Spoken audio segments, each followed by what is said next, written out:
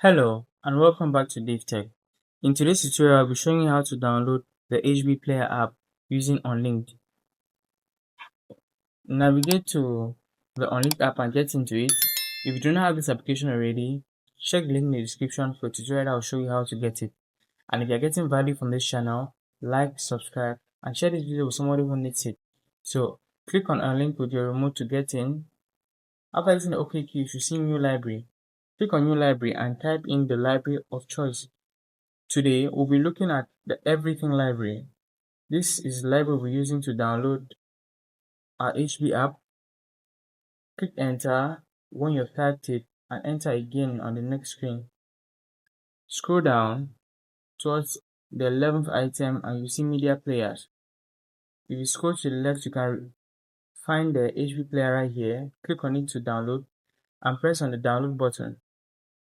Wait a couple of seconds for the download to begin, and when it does finish downloading, you'll be prompted to install. The process is straightforward and simple.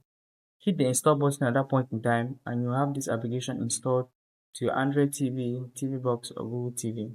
If you found value in this one, hit that like button, subscribe, and I'll see you in the next video. Peace out.